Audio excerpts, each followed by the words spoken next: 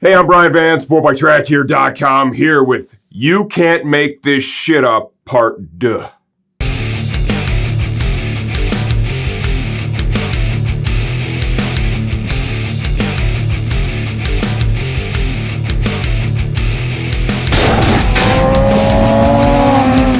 Okay, so a couple of months back, I shared with you this thing we've been plagued with for over a year now, and that is customers are buying full exhaust systems and they expect to get a whole fucking motorcycle, man.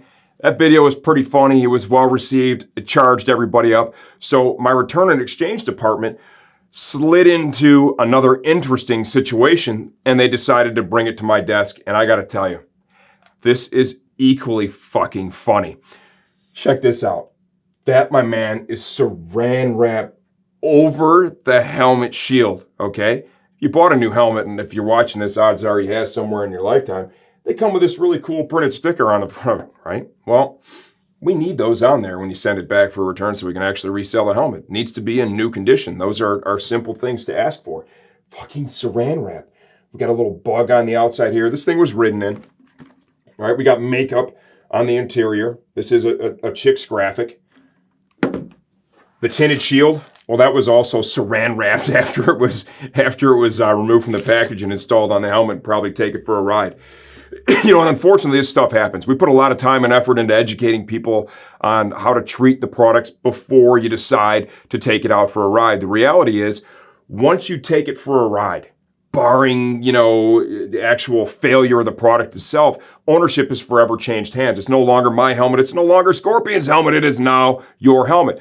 For that reason, we encourage people, you just leave the sticker on the shield. You make sure if you have makeup on your face or whatever, you get all that stuff removed so that you can wear it in the house, say 5-10 minutes, however long it takes. Open the shield up, chill out, watch some of our videos, right? Just enjoy yourself and make sure you love the way it fits and feels before you jump on the motorcycle and take it for a ride. Because once you do that, the helmet is now your helmet. And I think that's a reasonable expectation. If it doesn't work out for you, we don't want you to keep it, but you need to identify that before we're put in a position where you can't resell the fucking helmet. This is basic accountability and responsibility for your own actions. Treat it like it doesn't belong to you until you hit that point where you've decided to keep it. That way, if you need to send it back, there's no hassle, we're all good to go, and we're not just taking losses on products for irresponsible behavior.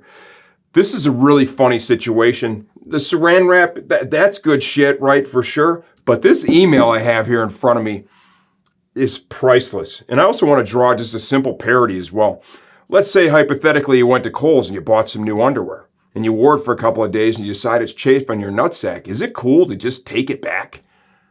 No, I would say at that point, it's probably your underwear. Socks, I think socks fall in the same category too, man. Maybe shoes too, whatever. You just got to be responsible. You have to accept accountability for your own actions. That is the core of humanity, in my opinion. So here we go, diving into the email. I'm back from work and can type a more comprehensive reply. I have a legal background, so I'll review points and resolution options. I wouldn't expect you to be able to sell any returned helmet once it has been received by the buyer as new after being R-made back to your facility.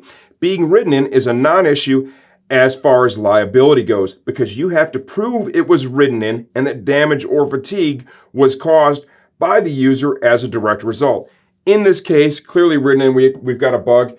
The makeup inside the helmet, we send this to somebody, they're just going to be super pissed. That's why I'm going to give this away.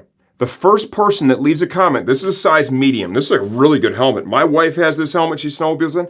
Caleb's wife has this helmet that she rides in when she's with him on the R1. Size medium, you can have the helmet and the shield free of charge. The first person to ask for it in the comments once we post this video, this helmet is yours, FOC. That is free of charge, and I want you to really enjoy it. The buyer can do anything to introduce transparent fatigue into a safety device, such as mistreatment, stressing the shells, disassembly, sitting on it, etc. Who the fuck would sit on a helmet? I would expect STG to sell any returns as returns and not new because of the lack of visibility once the helmet is sold initially. Amazon's warehouse program is a good example of selling returned items as returns as they should be. There's some things Amazon does really, really well. I do buy some things from Amazon. I don't buy anything of a technical nature ever from Amazon, like, motorcycle gear and motorcycle parts. There's a lot of reasons for that. But the way they run their returns department, you also have to understand their business is different. Like, we're going to make like 30 points margin on this, right? They're flooding the market with all these knockoff products coming from different countries. And before you start piling on me, right? I love everybody. Race, creed, color, gender, sexuality. I don't give a shit. I love you. I have a statue, a golden Buddha statue in my office at home because I like to be chill all the time, okay? But they're paying pennies on the dollar for this stuff, retailing for X times of what they spent for it, so they could literally take it and just throw it in the garbage can. Not a product like this, but some of those other bullshit products. So it's a whole different thing. Moving forward, I called Scorpion today and asked to speak with a vendor-reseller relationship manager who interfaces with STG and owns the relationship between your organizations to see if your return policy is similar to other outlets, excluding Amazon because they're so amazing. Cycle Gear and Revzilla would be the ones that we would be compared to, and our policy is the same as theirs.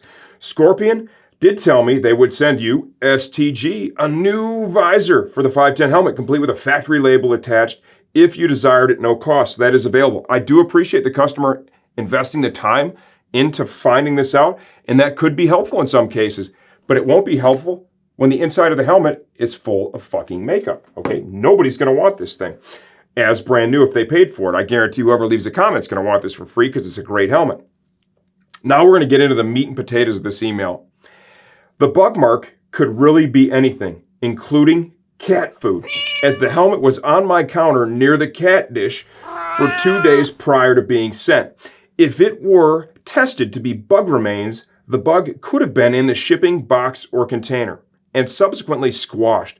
Bug residue is conjecture and not proof, and certainly not proof of damage and liability. That is fucking amazing right there. That paragraph is the whole point. I can't believe that I just read that. I am feeling a little congested right now. I'm allergic to cats. I wonder if maybe there's a little cat dander inside this helmet. It's irritating me right now. I suppose that's possible. And who the fuck leaves their helmet next to their cat dish? Or let alone a helmet that you're going to return because it didn't work out for you. Just let it chill out by the fucking cat dish. What if the cat lifts its leg and just pisses all over the helmet? You're going to return a helmet that's been pissed on by your cat? Man, you just need to be a little more responsible with the things that you do. Like, actually have respect for other people, right? Accountability for your actions. This is crazy, and it's really funny. And the cool part is we're going to make somebody really happy because they're going to get a kick-ass helmet for free. All you got to do is wipe the makeup and the bug off of it, and you are good to go. I'm Brian Van, sportbiketrackgear.com, and guess what? This shit really happened.